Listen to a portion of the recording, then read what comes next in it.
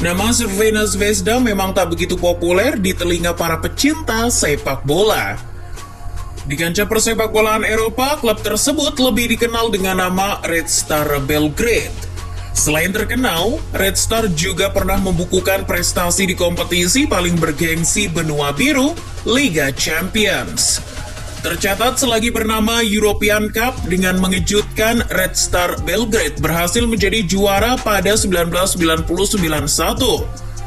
Nama-nama seperti Sinisa Mihajlovic, Robert Prosinecki, dan Darko Pancev adalah beberapa pemain yang menjadi bagian kesuksesan tersebut. Selain kerap menampilkan performa mengejutkan, Red Star juga memiliki senjata rahasia yang tersimpan di Stadion Ratko Mitic, markas utama mereka. Senjata rahasia itu adalah terowongan tunel bawah tanah yang menghadirkan atmosfer mencekam bagi pemain manapun yang melewatinya.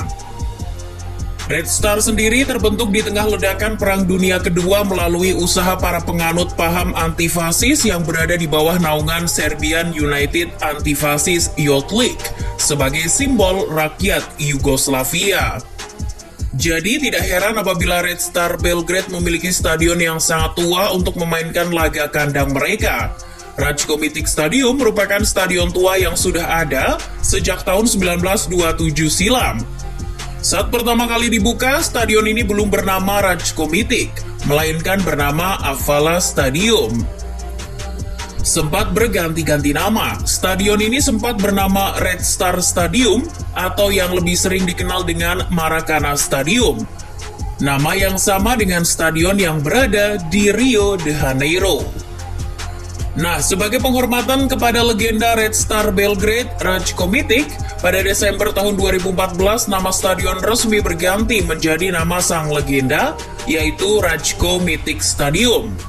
Stadion terbesar di Serbia ini dulunya memiliki kapasitas maksimal mencapai 110.000 penonton.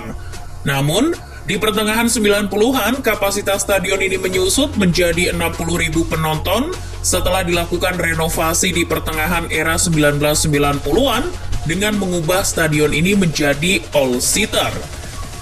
Dengan desain kuno dan kurang estetik untuk sekelas stadion terbesar di suatu negara, Stadion Ratko Mitic ini memiliki fasilitas unik, yaitu sebuah terowongan yang menghubungkan ruang ganti pemain dengan lapangan yang sangat mencekam. Terowongan ini sangat bertolak belakang dengan kesan mewah atau modern yang biasa kita lihat di stadion-stadion klub sepak bola Eropa lainnya. Seiring berjalan waktu, Ratko Mitic pun mengalami renovasi dan beberapa pembaruan untuk memenuhi standar UEFA. Namun ada satu bagian stadion yang tak mengalami perubahan, yaitu terowongan legendaris ini. Terowongan ini bahkan sudah beroperasi sejak tahun 1963. Karena ruang ganti pemain terletak di bangunan yang terpisah dengan stadion, terowongan yang kurang lebih memiliki panjang 240 meter ini dibangun untuk menghubungkan ruang ganti tersebut dengan lapangan pertandingan. Terowongan lawas ini digambarkan sebagai layaknya terowongan labirin pada bunker bekas Perang Dunia Kedua. Ruangan panjang berliku-liku dan sempit dengan atap berbentuk melengkung setengah lingkaran serta diapit oleh barisan polisi bersenjata di kedua sisinya. Terowongan di perut stadion ini memiliki kemiringan yang menyesuaikan kemiringan tempat duduk penonton di atasnya.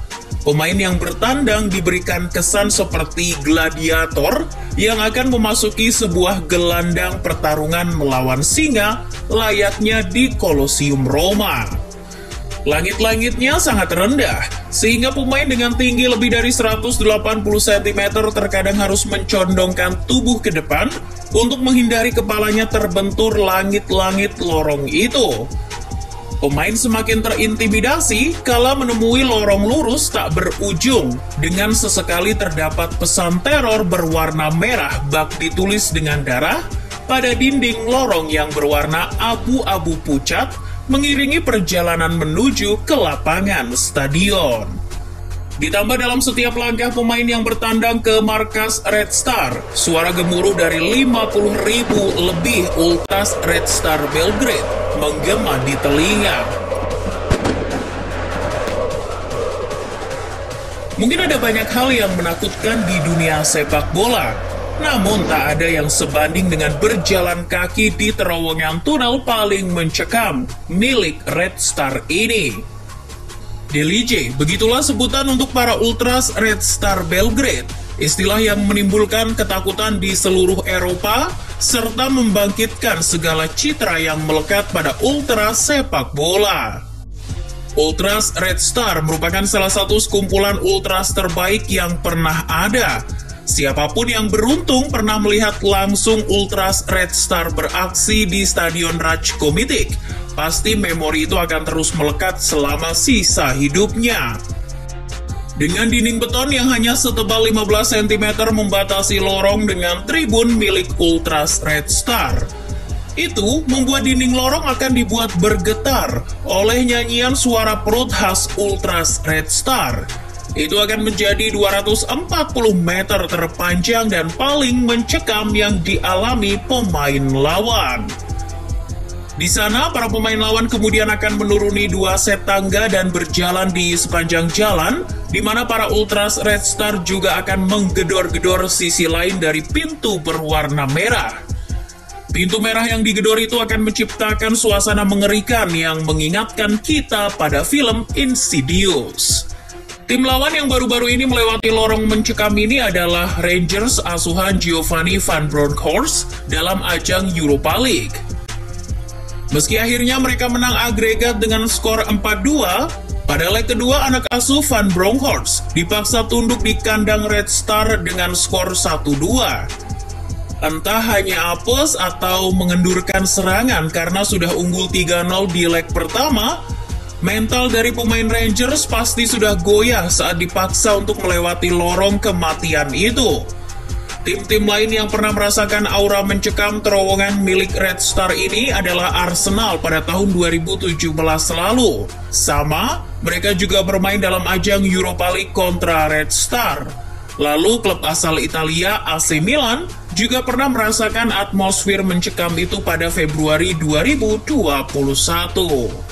Mungkin yang paling terkenal dan masih diingat sampai sekarang adalah saat MU bertandang ke Rajkomitic, yang kala itu masih bernama Avala Stadium. Setelah menahan imbang Red Star dan memastikan lanjut ke babak semifinal European Cup, kejadian tragis pun terjadi. Saat skuad MU akan pulang ke Inggris, pesawat yang mereka tumpangi dari Yugoslavia harus mengisi bahan bakar terlebih dahulu di Munchen, Jerman. Naas, pesawat berjenis Airspeed Ambassador tersebut gagal lepas landas dan menabrak pagar pembatas dengan kecepatan tinggi. Kejadian ini pun dikenal dengan tragedi Munich 1958. Kabarnya, akhir tahun lalu terowongan itu sedikit mengalami perubahan dengan menambahkan mural warna-warni agar merefresh suasana lorong.